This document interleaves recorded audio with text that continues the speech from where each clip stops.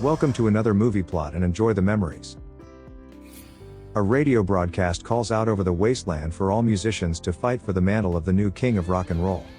In 1957, nuclear war with Russia led to most of the United States becoming uninhabitable, but like all great post-apocalypse stories, Las Vegas survived.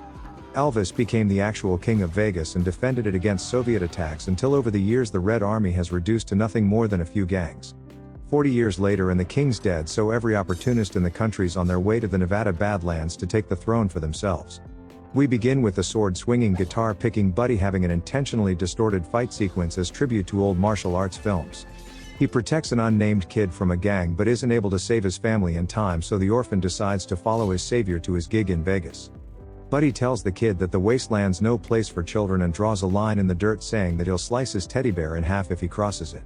Choosing to leave it behind, Buddy relents and they travel together until coming across a ruined building filled with more musicians. The band, the Red Elvises, plan to wait until the heavy-drinking Buddy gets intoxicated enough that they're able to claim the bounty put on his head. The four horsemen of the apocalypse are also on their way to Vegas and have put the contract on Buddy's head to prevent him from reaching it before them. Their guitarist and bandleader Death has been killing all of the other musicians on his way to the throne while taking their guitar picks as trophies. A bowling team of assassins called the Pin Pals intend to collect Death's bounty on Buddy's head with their flailing bowling balls. The four-eyed warrior defeats them all with non-lethal moves when the Pin Pals draw their 10-pin knives, so he cuts them down with a single swing of his sword. He inadvertently causes a fuel leak when a Clint Eastwood lookalike pulls up in his car that the kid immediately steals. Before they leave, a random heckler throws a rock at Buddy, but he deflects it into a conveniently placed truck full of cavemen, making them angry. The vehicle's previous owner fires one of the last bullets in existence at the thieves, but he's standing in a puddle of gas and blows himself up.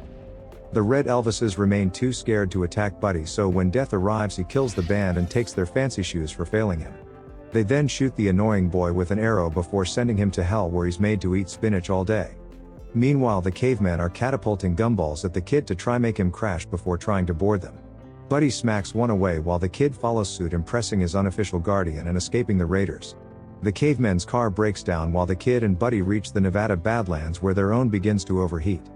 Thanking the boy for the ride, Buddy begins to just walk to Vegas alone, but the raiders have continued to chase them all the way down the road. The kid attempts to put some grave water in the radiator to get the car going, but he hasn't got enough time, so Buddy returns to protect him. He stuffs the boy in the trunk and draws his sword to battle the primitive warriors, saving the kid and giving the car time to cool down. Getting back to their pilgrimage, they immediately break down again and try to borrow a wrench from the next person they come across. Ward Cleaver and his jittery family welcome the two strangers into their home, where the kid knows something's up, but Buddy just doesn't care. He tells the kid that no matter how creepy the family is, they're much nicer than what's outside, and intends to leave him there when finding out that Ward doesn't have a wrench. Thinking that they'll give him a family, Buddy doesn't even look back, but the kid's immediately marinated and prepared to be eaten for dinner. He's inadvertently rescued when a group of spacesuit-wearing raiders called the Windmill People arrive, causing the terrified family to flee. Having lied about having a wrench earlier, Cleaver takes only the essentials and fixes the abandoned car before escaping just as the boy gets free of his binds. He notifies Buddy of the kid's predicament as the family cruise past in their new wheels on the way to Vegas. The Windmill People begin to raid the house, trying to get the boy, who manages to escape through the fireplace but is caught by more. Buddy returns to rescue the kid and he slices up all of the slow-moving enemies while the boy waits for him to finish. They continue their journey on a motorcycle that the kid kicks to get started, and the two ride until it breaks down, leaving them on foot once again. The kid's hurt when Buddy learns that his own distress causes him pleasure, so he does a few flops on the floor until he's cheered up. Carrying both motorcycle and boy, he walks until they arrive at the town of Fallout, where he leaves the kid with a little man outside a bar. He goes in to get drunk when the local women begin to notice the stranger, and one gets in his personal space with her chewing gum. As he's spending time with a cheerleader, Death arrives with his minions, so the kid follows the horsemen into the bar to warn Buddy. His scream alerts him that there's something wrong, and the boy says his first word in the movie, which is just the word death. Another young guitarist approaches, looking to gain some notoriety, but gets slapped around by Buddy and sent back to his girls humiliated.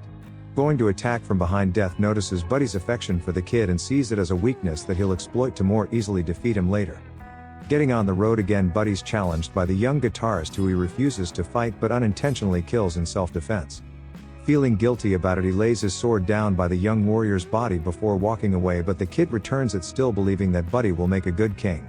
The two begin to develop a bond as Buddy teaches him kung fu and the kid helps him to regain his confidence.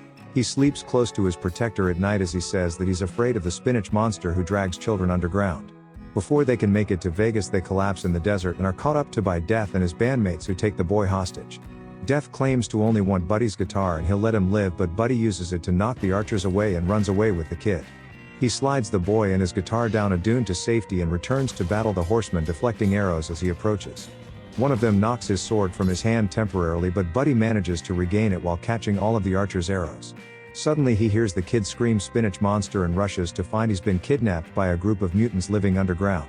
After burying himself to lose the Horsemen, who leave with Death to go looking for other musicians that they can kill in the meantime, Buddy follows the mutants to their lair, where the kid's made to fight the dead boy from earlier after being told that they've been taken all the way to hell.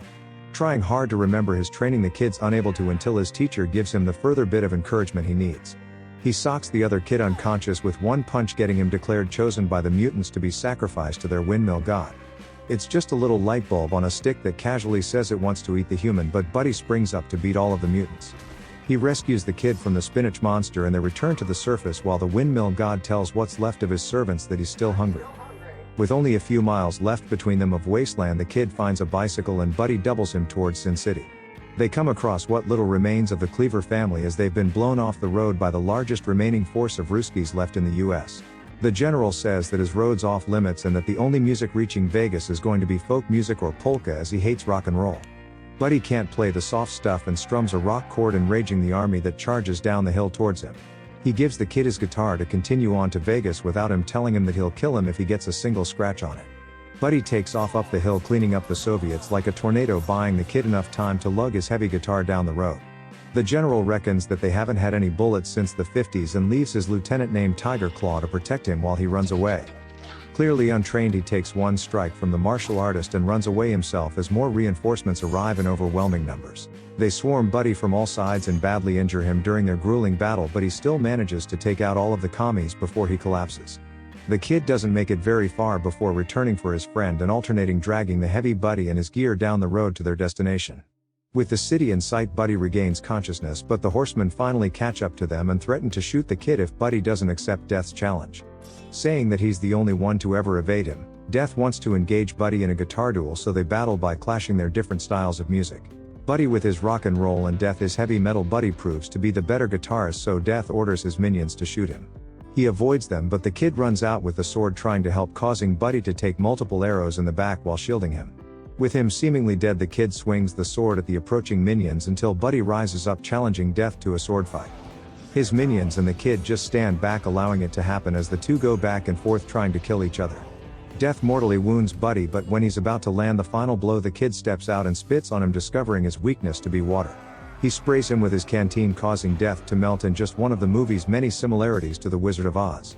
His shocked horsemen, impressed that he was able to kill their leader, gives the kid a card with their number on it, telling him to give them a call if he ever wants band members.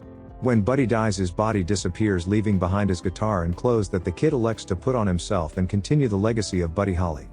He marches towards Las Vegas, finishing the mission and turning into Buddy himself as a crowd is heard cheering his arrival. And the movie ends.